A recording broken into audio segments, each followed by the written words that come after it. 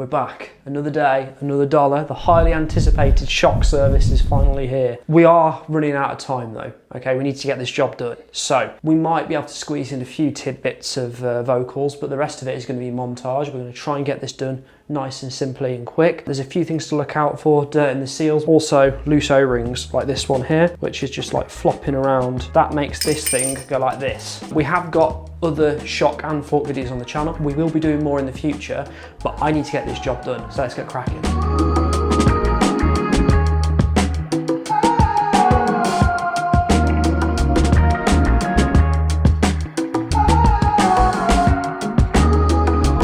So a wise man once said that the main thing with suspension servicing is following the instructions. So you might not have seen this before, but we've got a computer here on the other side of the suspension workshop, and we always have a million tabs open with every single instruction guide. That is simply because it's the best practice. No one is perfect, no one remembers every single little detail, and if they do, more to them, they're great, but they still probably refer to the instructions. So let's go back on this.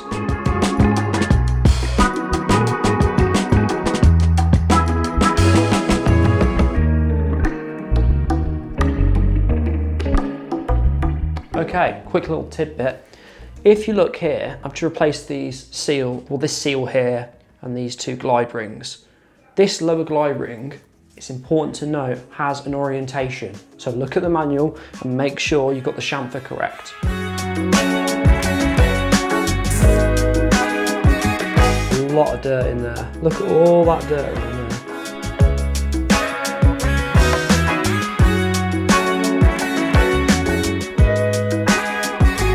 So you might have seen me using two cloths. It's much like washing a car. You've got your dirty one that you start with and you've got your clean one for drying up with. This is, this is the one that makes sure there's no dust, so you've got to keep it clean, which is why I'm using a lighter colour. The dark one doesn't really matter, that's just to get all of the dirt, the solids off whatever I'm working on, so we don't have any sort of bits left over, shall we say.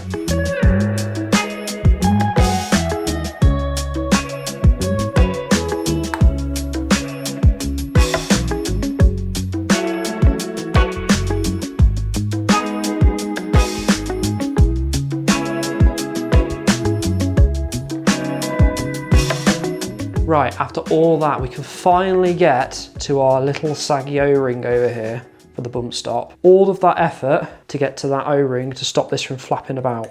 That will stop that horrible little rattling, knocking noise that we're getting from that shock. It's a lot of effort to go through. This is why we go above and beyond in these services to try and get right to the root causes of problems. And it's very important that we don't scratch up stanchions like this. Nice clean one that we've got here. We keep it in good tip-top condition, and that means doing the 200-hour service on this.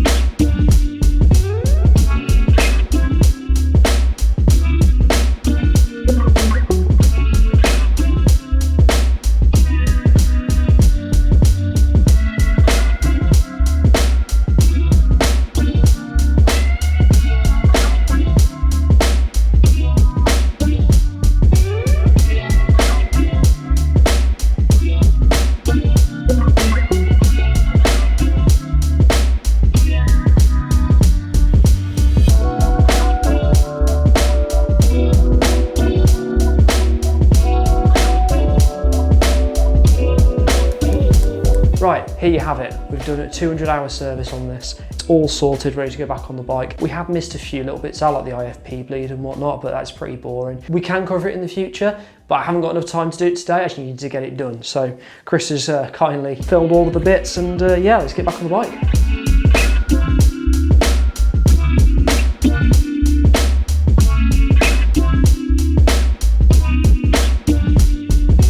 Right then, we're finally here. We're here, fully built, fully sorted. The bike is now restored. Going forward with this, hopefully this bike will last a bit longer in this nice state that we've finally got it into.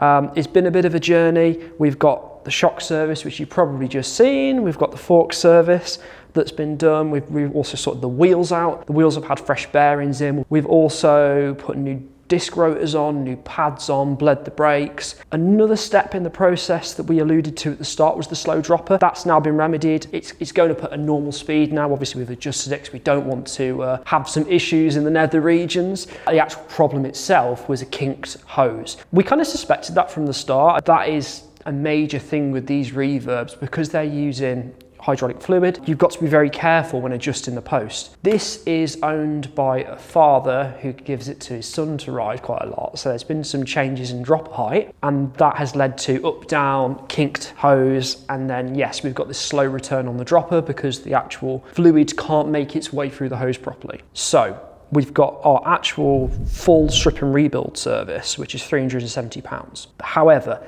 we saw what's happened with this shock and we needed to go quite deep with it. So we've upgraded them to the full shock rebuild, which is usually £150 if it's on its own.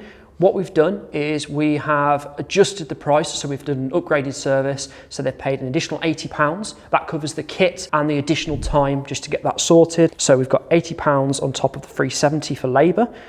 So we are just shy of 500 quid. We're nearly at 500 quid labour. However, the sheer amount of work that's gone into this, making this perfect again, is well worth it. Our total is 752.87.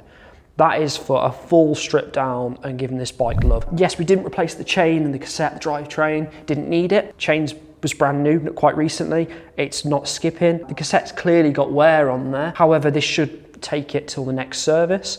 So yeah, let's have a look at some of those YouTube comments on the last video because I'm overwhelmed with the amount of presence we had in the YouTube comment section. So there was a really good comment about backflipping into a lake, and we are in the Lake District after all, so that's a good one. We've also got a comment about damper tuning. We will get into that in the future, I promise. Myself and Hannah recently went down to Fox in the UK and we went on a bit of a training course of things and we went through things, and that was one of the few things I really wanted to learn about is how they basically track with damper tuning. What do they do? How do they work out damper tuning? We need to explain that on the channel really and go into a bit more detail.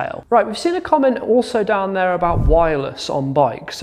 Is it bling or is it here to stay sort of vibe? We'll talk about that more in the future, I'm pretty sure, and we'll do a video dedicated to that because that kind of covers not just mountain bikes, it's also road and some other bits. However, I know what you're talking about. I was probably touching on suspension, droppers and group sets with that comment, and that's kind of, we'll go into that a bit deeper. But yeah, we've now got a fresh bike, so hopefully this rider can go into the sunset. So get in the comments, tell me what you want to see. I want to hear more about more suspension stuff that you want to see, maybe some more mountain bikes that you want to see, or brands that you want to see on the channel. And if we get them in here, we can show them. Also, check us out on school.com.